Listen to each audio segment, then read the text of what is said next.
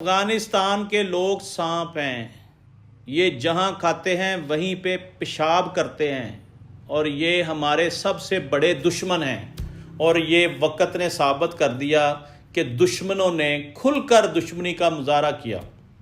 بہرحال ہماری فورسز نے اچھا سبق سکھایا ہے، میں امید کرتا ہوں کہ آئندہ ایسی جرات نہیں کریں گے، لیکن ہمارے نوجوان بھی شہید ہوئے، ان کے طالبان جو ہے ان کو بھی جہنم واصل کیا گیا۔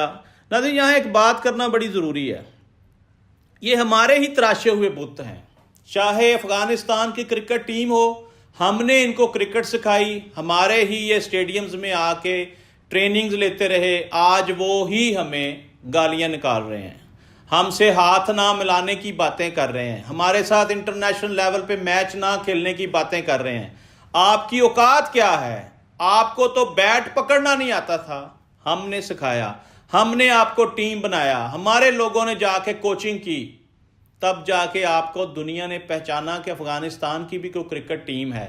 پچھلی صدیاں نکال کے دیکھ لیں، آپ کی ٹیم تھی نہیں تھی۔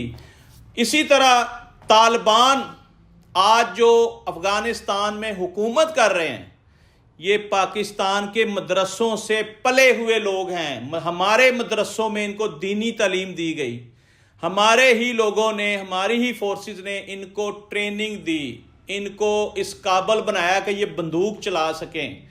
ان کو ٹرینڈ کیا گیا تھا پاکستان میں، اور یہ وہی ٹریننگ ہمارے ہی خلاف استعمال کر رہے ہیں۔